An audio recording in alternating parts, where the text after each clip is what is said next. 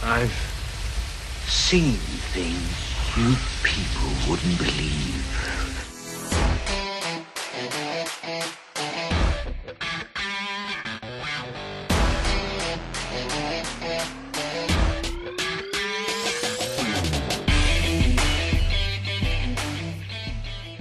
All right, welcome back, everyone, to episode number 33 of the Best Thing We've Seen podcast. My name is Flo. And I'm episode 33. That doesn't make any sense. Flo just called me episode 33 in the chat room that we're in right now, so Yeah, it's my new name. Yeah, I made a mistake. I usually have to type in the name for Gabe to send him an invite, and I'm not quite awake yet, apparently, so I typed in episode 33 as his name, so yeah. It's a great name. I love it already. Yeah. How you doing, man? Tired.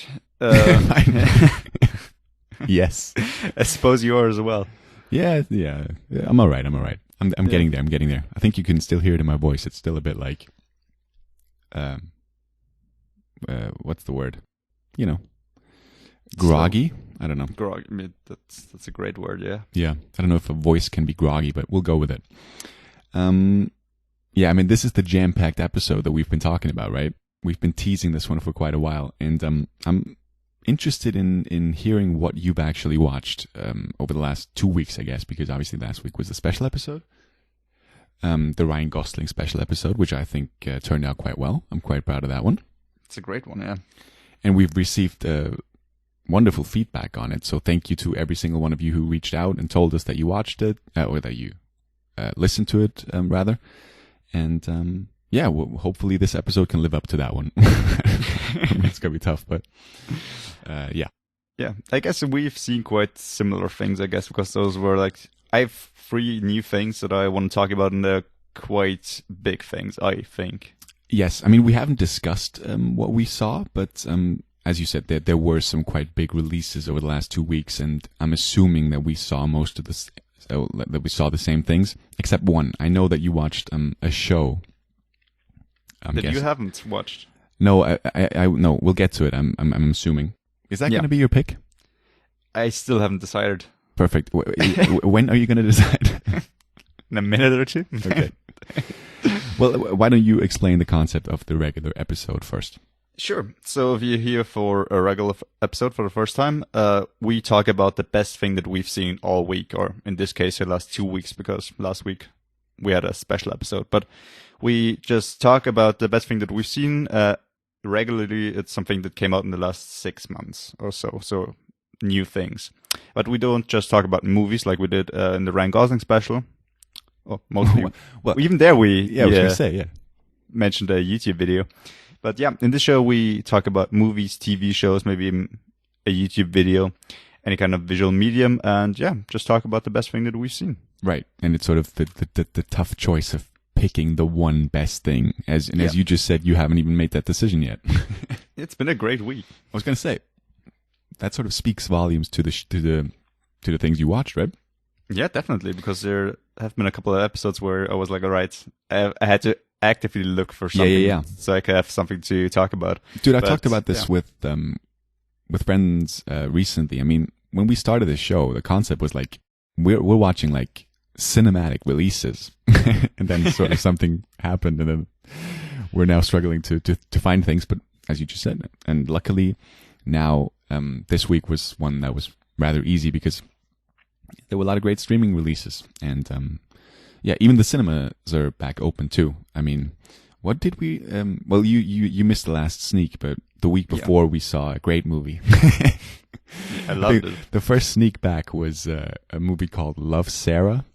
I mean, let's not talk about it too much. I know you didn't like it at all. I thought it was fine for what it was, but you know, that was sort of the main, you know, back to the sneak preview for the first time in like 5 months or 6 months, and it was Love, Sarah. And I go, okay, thank you. I missed this. I really did.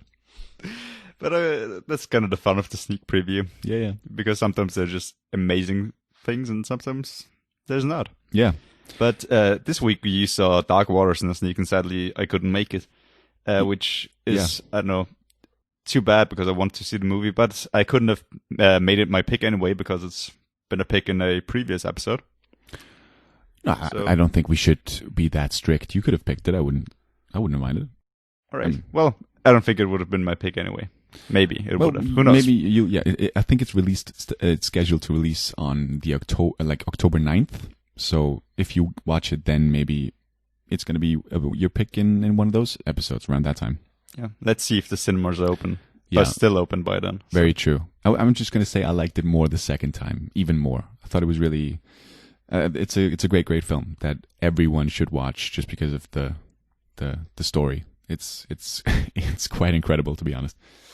But before we get into it, I just want to we're going to get to the best thing that we've seen. I just want to throw out a couple of things. First of all, I finished All or Nothing. That's that Tottenham documentary. And I just want to mention one thing real quick that I forgot to mention when I first talked to you about it.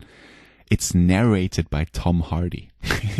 What? Yeah. Is he a Tottenham fan? I was just going to note, I don't even know. See, that's something I should have looked up, but I just wanted to hear that reaction. It's because I didn't know that he was going to do that when I started the first episode. And it's like Tom Hardy, this ridiculously smooth narration voice that he puts on for that. It's remarkable. It's so weird, but it's pretty cool. It's good. Yeah. Never pictured him as a narrator. No, well, he got the voice for it. He's got the voice for it. And I guess so. But in a lot of his big movie roles, like in Revenant or Mad Max or in Batman, he kind of has this mumbling, dark kind of voice, which I wouldn't have pictured as a narration voice. Right, but if you've seen him in a movie or in an interview where he doesn't use where he uses his regular voice, you can understand why he would narrate things. Interesting. Yeah. Now you're going to rush out to see it, just to listen to the voice. We'll see. All right, next question, because I know this is going to stump you too. Have you watched the latest Damien Chazelle film? Film? Yes. I was planning on watching his new show. Right. But no, I haven't seen his latest film. Have you? Yes. All right. What? A month ago, or I think it was at the beginning of August, I only saw this 2 or 3 days ago. I don't know how this slipped by me. He made a movie for Apple, which is released on Apple's YouTube channel. It's 8 or 9 minutes long. And it is the entire movie is filmed vertically. So you can watch it on your phone and it fills the entire screen. Terrible. All right. That's not terrible at all. He's playing with the medium, dude. I think it's very interesting. And there's also a behind the scenes video on it on the YouTube channel, where he talks about sort of the challenges that brought with it. It's called the Stunt Double, and it's about a guy who's just basically a guy who's jumping off of a building as a stuntman, and then his parachute won't open, and then he sees sort of his life as a stunt double flash before him, and he sees all of his greatest roles, basically, or the stunts that he did. And it's quite interesting because we had that sort of the relationship between stuntmen and the actors in Once Upon a Time in Hollywood. And this movie is it just paints the stunt double as sort of the sad guy who always has to step out of frame as soon as the kiss comes, because he's just there to do the action. And then they bring in the actor and he's just going to do the thing that, Yeah, right. they want to do, basically. He gets to kiss the girl or whatever. And he's just and the stunt double is always oh God, I'm doing everything and he gets all the glory or whatever. I'm wondering if the actor who portrayed the leading or the protagonist was actually a stunt actor. I believe.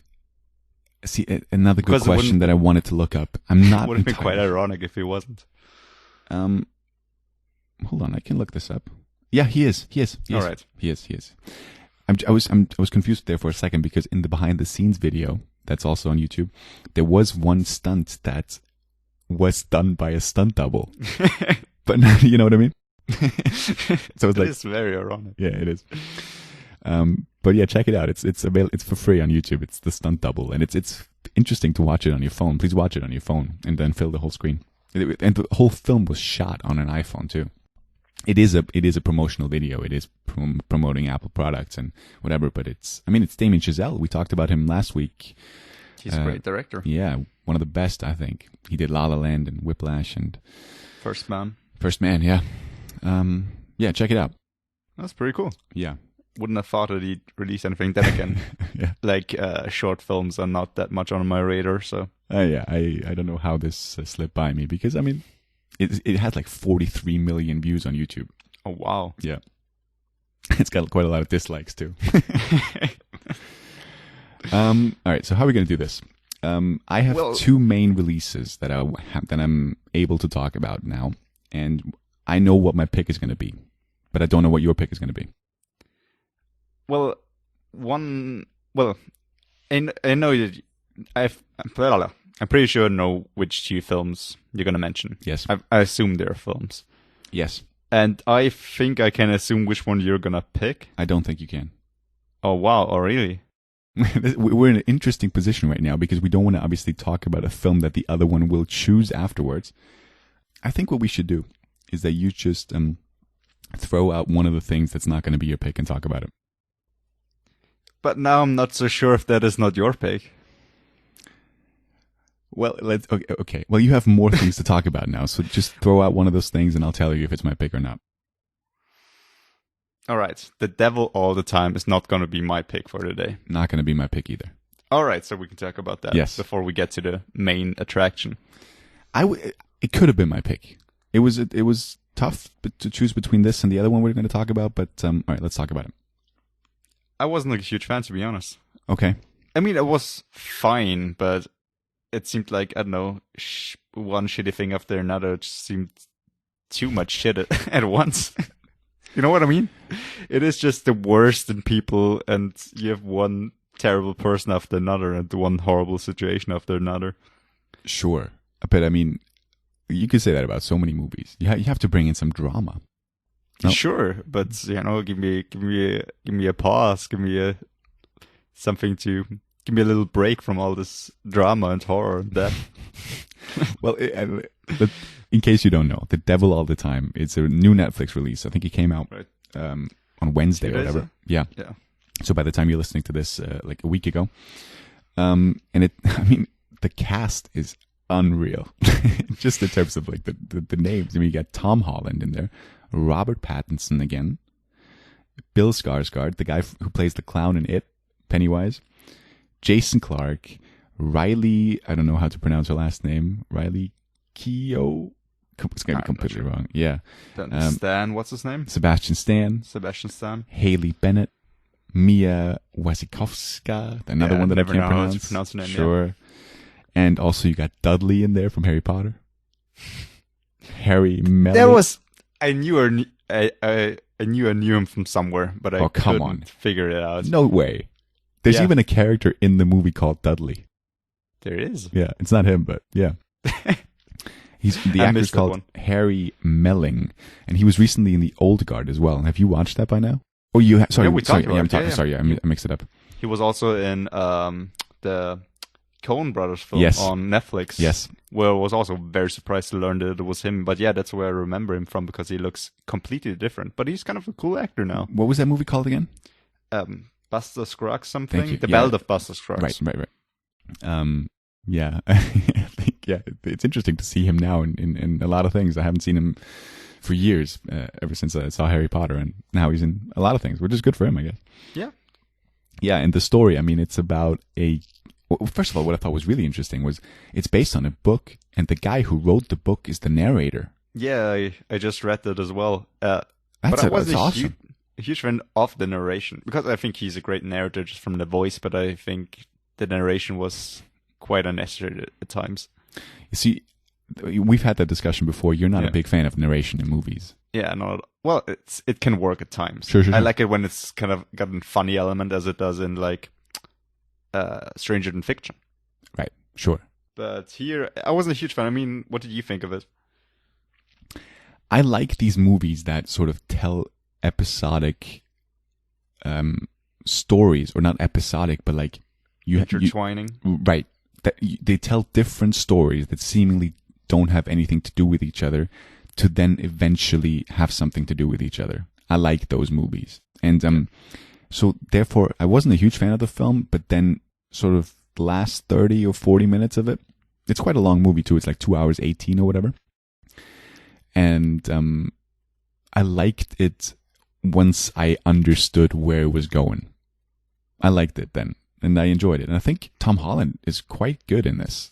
And I liked his accent, too, because this guy sold me completely on his accent. And also Robert Pattinson. I mean, what an accent. It was quite over the top, but I think that is actually kind of a real thing for those kind of preachers. Yes, but I mean, he doesn't sound like him at all. Yeah. And the thing is, they're both British, so just for them to take on this very heavy southern drawl kind of accent, it's quite impressive. I thought it was too, yeah. And one thing we haven't mentioned, it's produced by Jake Gyllenhaal. If that's not a selling point, I don't know what is. He's Going not in the back, movie. would it make your top 10 Jake Gyllenhaal list? Yeah, I would have to think about it. See, we never thought about this, producing credits. I don't think we should. I think that shouldn't count. Also, the last cast member I forgot to mention, Eliza Scanlon. She was in Sharp Objects. You saw that one as well. That was the sister. Oh, yeah, right, yeah. Yeah. I was quite surprised by the cast. Again. Played the sister again, correct? Yeah. And in quite a similarly dark environment as in Sharp Objects. I mean, she's going through a lot. The poor girl. Yeah. But basically it's tough to explain, obviously, because it also skips time as well, and you have flashbacks and whatever, but basically it's about Tom Holland's character, who's played by a younger actor for the first half of the film. I think his first appearance is like 45 minutes in. Yeah. Could be. Like Rob Pattinson as well, as he makes his appearance like an hour into the film. Yeah, and Sebastian Stan too. I mean, they're revealing quite a lot of actors late, which is always cool. It's so difficult to explain. I mean, it's basically what I wrote down and what I think quite sums up the film quite well. It's about religion and revenge. I mean, that doesn't tell you anything about the story, but that's sort of the main themes of it. Yeah. About loss. I mean, a lot of people are losing parents and siblings and many, just a lot of death in this movie. And Tom Holland is sort of an anti-hero / hero who's sort of seeking revenge for all the bad things that have happened to him and his friends or family. Yeah. He's sort of like a real-life superhero. Well, superheroes. Well, good guy, hero, whatever. He's one of the very few characters in this film who's kind of disillusioned by the church. Because there are a lot of, like you said, religious themes and characters in this film. Right. I mean, and these things go like Dudley's character. He believes in reincarnation and,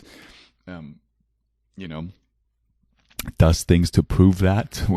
I mean, he's just completely out of his mind. And Jason Clarke, he wants some people to have sex with his wife and take pictures of it because, I don't know, I mean, just he turns them on. But also, that also has a religious theme because he wants to take pictures and then what he does to them. I mean, I think there's like a line like that's when they're the closest to God or whatever in these moments or whatever. I might be misquoting this, but every single one of these stories sort of has a religious theme underlying, or just or maybe quite obvious at times, but underlying in other times. Yeah, and it should be said it's set in like the 50s and 60s. Right. So it's quite a different time, and there's the scene where the guy who was portrayed by the actor of Dudley in Harry Potter. Yeah. I'm sorry, I forgot his name already. Harry Melling, where he pours spiders on his face. And I thought the spiders looked quite fake, to be honest. And then I went through IMDb and I read there were real spiders were used. No way. Yeah, I didn't believe it either. It looks so fake to me. Yeah. I'm not sure if that's true. But who knows? I mean, if it's on IMDb, it's got to be true. It must be true, yeah. Yeah.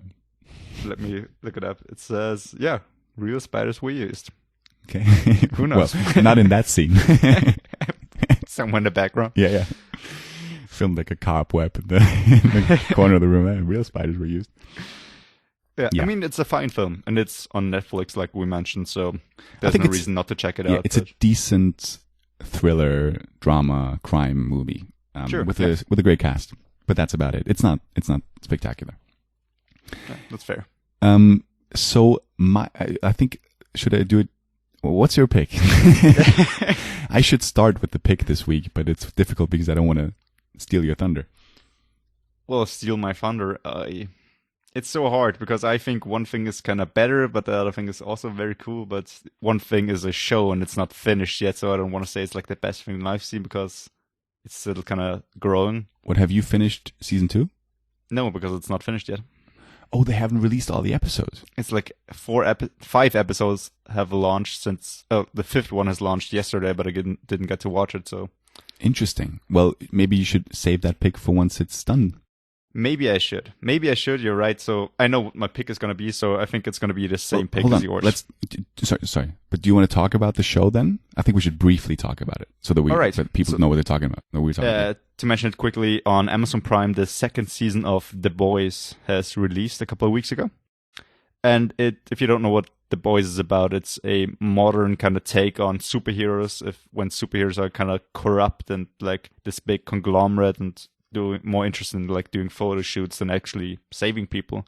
And a couple of people who kind of want to stop them because they're like I said, corrupt and the worst of the worst, basically. And in addition to that, they have superpowers. So there's nothing to stop them from kind of ruining the world. So it's a very funny and dark take on the whole superhero genre, and it's kind of refreshing because I was expecting something very different the first time somebody pitched the show to me, because it was when all the Marvel things just kind of were wrapping up, and I was kind of getting tired of superhero films. But it's a great show, and I think it's very, very popular just because it's so freaking funny and absurd at times. Yeah, it was pitched to me like as superheroes. Like, what if superheroes were in this actual world? Yeah. Like, what if they existed in our world? And I watched the first 2 episodes back when the first season was released, which is obviously like more than a year ago. Probably, yeah. I watched the first 2 episodes and really enjoyed them. And yeah, it's just my show watching. For whatever reason, I didn't continue watching it, but I've heard many, many good things. Would you say that season 2 is better than season 1 so far? I think season 1 is a bit better so far. Okay. But who knows? I mean, who knows what's going to happen towards the end? And the last episode that I saw, episode 4, kind of left on a very interesting and exciting kind of note. So I'm excited to finish it, but who knows? It's produced by Seth Rogen, right? I think so. I think he was actually planned to also direct parts of it, but couldn't. And he actually makes a cameo appearance as himself. Okay. Because Nice. films, like real life films and actors still live in this world. And they also kind of mentioned at one point that they went to the premiere of 12 Years a Slave. Nice. So it really is kind of what if superheroes are in this world, like we know it today. Right. And I'm surprised you didn't watch more of it, because it seems like a show that you would love as well. Especially because I know how much of a fan you are of superhero films, especially like Marvel. Well, that's pushing it. Well, you're a big Marvel fan. I bought into the hype of the MCU at its peak. Yes, I love those films, but I would never describe myself as a big superhero film fan. Never. All right. Well, it's still a great show. Yeah, no. But it's just, for me, it seemed a bit too over the top, which I think that's kind of the fun of it. I knew you were going to say that, and you're absolutely right. I need to check it out again. Yeah. And it's very much kind of based on the DC comics, with like the Justice League. So the big guy Homelander is kind of a parody of Superman. There's Queen Maeve, who's Wonder Woman, and the Deep is Aquaman, etc., etc. Yeah. So yeah, it is. It seems a bit of a kind of like a spoof at first, but it's way darker and more interesting than that. Yeah. So yeah, check it out. Maybe I'll talk about it like next week or the week after that when it's finally finished, because I think there are 8 episodes coming, so I'll talk about it in 2 or 3 weeks. But how are they releasing it? So it's like 1 episode a week? I think they released the first 3 episodes at once, and then now they're doing it weekly. That's like Apple. Yeah. I didn't know Amazon. It's like that. Amazon Prime. Yeah, but was that always the case with Amazon Prime? Interesting. I'm not sure. Like Amazon Prime does it sometimes like this and sometimes like that. I like, what's it called? The Marvelous Mrs. Maisel, which is also a great show. They release the whole season at once. Yeah. But at times they do it weekly. I don't know who decides that. Interesting. But yeah. Well, yeah. So there's just one thing remaining, I guess. Yes. So basically, as I have to start this week with my pick, which is going to be perfect because it's going to be the same thing for you. The best thing that I've seen this week is the new Charlie Kaufman film called I'm Thinking of Ending Things. Is that your pick? It is. Yeah. What a weird fucking film. What a weird fucking film. I mean, you couldn't say it. We couldn't say it any better. Yeah.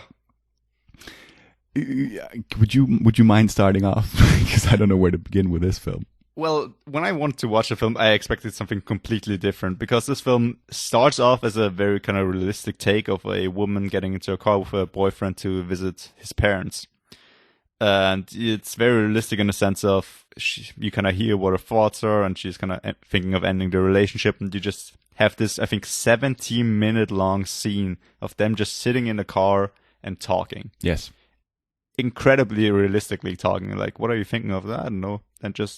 And then getting to the house, and when they get to the house, it becomes incredibly weird of also time jumps, and you don't know what's going on. It becomes very surreal, and you kind of get that what you've been watching is not what you expect to be watching, and the film is something completely different.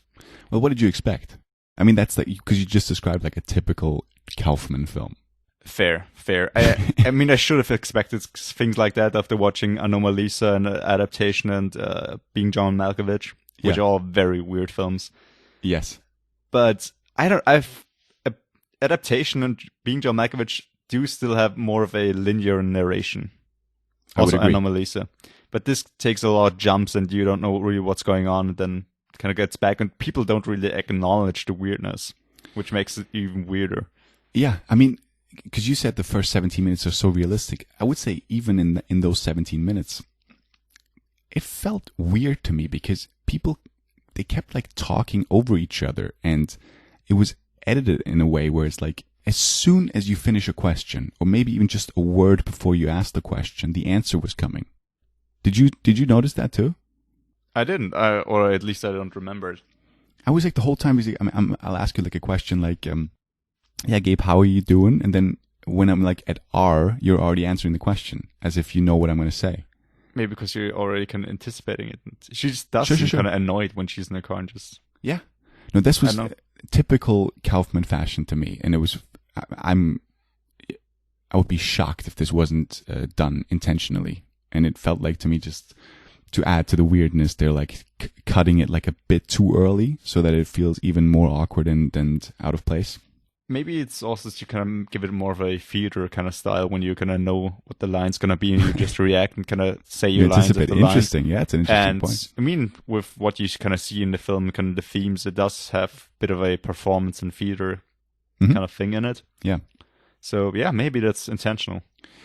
I mean, I usually don't like these movies. These kind of artsy movies that are ambiguous to no ends, and you like the movie's over and you're like, you have no idea what you just watched. Nothing is explained, and you're like, what the fuck did I just watch? And for whatever reason, with Charlie Kaufman movies, I'm able to enjoy them. The movie that I would liken this to the most is, because Kaufman, he's known for writing a lot of movies, but he only directed, I think, 3 of them. He directed Adaptation? No. He didn't? No. Just a screenplay? Yeah. He directed Anomalisa. He directed I'm Thinking of Ending Things and Synecdoche, New York, which I didn't see that one. Is the most, which reminded me the most of I'm Thinking of Ending Things. That's starring Philip Seymour Hoffman. I mean, and it's one of my friend's favorite films as well. And just for whatever reason, his weirdness and ambiguity works for me. I mean, okay, to talk about some of the negative things, like all of this intellectual bullshit that they throw at each other, especially in those car scenes where they're like, that's one thing that I'll never like. I don't like it in real life. I never subscribe to that, where like people are like quoting different poets or authors and like acting as if, what, you haven't read that? He said it's that way, so he said it in 1792. Why wouldn't you know this? And this is fact and whatever. I get that, but I think in this kind of film, this setting, it works more because when they get to the house and they meet the parents and you see that they're nothing like their son, and like you see his dad, and she shows him pictures, like he can't connect with that because it's not his expectation of what art is, because he's more of a kind of simple guy. There's no person in it, right? That was that scene? Yeah, which is a great metaphor for the whole film. Yeah, and I think in this sense it kind of worked, of them being this overly intellectual people. And I mean, I watched a video kind of explaining the whole thing. I don't know if you did. I have not yet. I need to do it. Incredibly interesting, because even because of them like saying all this intellectual stuff, and then you seen it towards the end, which kind of fades into this blue screen. Yes. Also very cool. Yeah, I think it's a very interesting take, and it does always, when you kind of see those videos, you say, dude, that seems to be fact, because it makes so much sense when you first see it. I don't know if it's actually what is happening. Yeah. Because it's a very complex film. But even if you don't know what's going on, it's quite alright. And it's so freaking uncomfortable to watch. Yeah, it's quite alright. There's a lot of car scenes in that one. I think I looked it up. The second car scene is like 22 minutes long. Yeah, sure. Not counting like the stop they and make dude, in the middle. It's so creepy at times too, right? In the house, but also like at the school. Yeah, like where she's in the parking lot. Creepy as fuck. I didn't know what genre this movie was going to be when I started watching it. For a moment, I've also thought it was going to turn to horror, especially with the basement. Yeah, and the scratchers. I've seen people label this as a horror film. Yeah, I kind of get it. I mean, definitely got the vibe. Yeah, for sure. Just as for the intellectual things, I've written some of these things down that they talked about. They talked about like the Cassavetes film, where they're like talking about Gina Rowlands' performance as, I forgot her name now. Do you remember this? Where they're like, it's like 10 minutes them talking about like what was she thinking in that film? Yeah, what was that film? Embarrassing. That's like a classic that I should know of. A Woman Under the Influence. That's right. That was the movie that, and Gina Rowlands plays like Mabel Longetti. I'm looking this up now, but I know I'm saying it because they kept talking about it for like 10 minutes. Like, well, what are you talking about? What is this movie? Then they take apart "Baby It's Cold Outside" as a rape song. And after I finished watching this film, I actually looked at the music video. Yeah, because it is from a film, and they talk about the scene from the film. And I never realized it, and it's quite weird. It is weird. But after they kind of showed this, they kind of flipped the scene with a woman trying to keep a man inside. Okay. That's kind of... So I know this song as like performed by Zach Braff and Donald Faison from Scrubs. They did a rendition of it, and that's my favorite version of it. And it's the only version. Or? No, just for shits and giggles on YouTube. All right. I think they released it on like Christmas Day or whatever. I love the expression "shits and giggles." Great phrase. Then they talk about David Foster Wallace essays, whatever, and she also like there's one scene where she recites one of her poems, which goes on for like I don't know how long, and it reminded me of Patterson, the movie where Adam Driver recites poems after poems. Yeah, not interested in that at all. I can do nothing with that. But let's move on. Sorry, go on. It's kind of important, like them talking about those things in her it is. poem because it makes an appearance later on. And it's less about them being intellectual, more about kind of sure. building a story. But that poem could have been a minute long and would have had the same effect. I mean, it stars Jesse Plemons, who is probably most known for his role as one of the biggest assholes on Breaking Bad. Maybe, but this is like his breakthrough role, but he's done a lot of cool stuff since then. Yes, I would argue, yes, that's like his first leading role that I've seen. He's been in a lot of movies and shows recently, but yeah. And Jesse Buckley, who we saw, I think you were in that sneak too, where we saw that movie where she's an aspiring Nashville country singer. Wild Rose. Which is also on Netflix right now. Okay. Is that a recommendation? It's all right. It's all right, yeah. But once again, I think she's from Scotland, right? And she is in Wild Rose. I don't know if she's actually from there. Yes. Let me look it up. But yeah, apart from that, the casting is also amazing. I know you're a fan of Toni Collette. Yes, she's amazing. And once again, in this as well, she's incredible. But just for Jessie Buckley, once again, I think her accent in this is quite good as well, because she always has an American accent. But all those British actors know how to do American accents. They do. They really do. And she's actually from Ireland. No, there you go. Fun fact. Yeah. But yeah, Toni Collette and David Thewlis, who is known for Harry Potter, and he was in also in Wonder Woman. Anomalisa. Oh, yeah, that's right. He voices the leading role. Yes, I'm missing that movie. I haven't seen that one. But Great one. Yeah. I remember. Yes, now you said it. And you can't forget him in Macbeth. Sure, I can't forget him in Macbeth. What a film. Yeah. I mean, it's so difficult to talk about this movie once again because it is so weird. Things are happening that make no sense. And spoiler alert, most of them are not explained either. You have to sort of figure out what Kaufman was intending on, Expressing. Thank you. Expressing, yeah. I mean, I wrote down, it's long, it's confusing, it's weird as fuck, but somehow riveting, spooky, and engaging. Dude, well said. Yeah. And they changed the book ending as well, which I read. Because it's based on a book, and it's got a very, very gory, brutal ending. And I mean, I think what I read was someone interpreting. Yeah. Kaufman's decision to change the ending rather than Kaufman telling you why he changed the ending. Does that make sense? He's like, one guy is like, he changed it because obviously it's now less graphic and he didn't want to show the blah, blah, blah. And it was blah, blah, blah, blah, blah, intellectual bullshit. But it's not like Kaufman actually explaining why he did it. So, well, I'm interested to know what the actual ending is, but I don't want you to say it right now. Look it up. But I also thought kind of the use of animation in this film was really cool. Yeah, once again, weird as fuck. Yeah. With the pig? The pig and the clown. Yeah. I mean, yeah, it is just weird things happening all over the place, stitched together. Like, he's looking at a picture, she's looking at a picture, she sees herself in it, she asks him, why is there a picture of me? He says, that's not a picture of you, that's a picture of me. Like, oh yeah, what? That was just a picture of me, but then it changed. That's going on for 2 hours and 10 minutes or whatever. And just weird things. I have to mention it again, so uncomfortable. The dinner table scene, I had to stop it a couple of times because I just couldn't keep watching. But that's just because it's acted so well. It is. Everyone on the table. That's might be my favorite scene where they talk about how they met in the pub scene or whatever. Yeah. And that's an amazing scene. Or this very short kind of thing when she moves over to kind of show them her pictures. Yeah. And she looks down at the sock of David Thewlis. Yeah. The nail. Yeah. Yeah.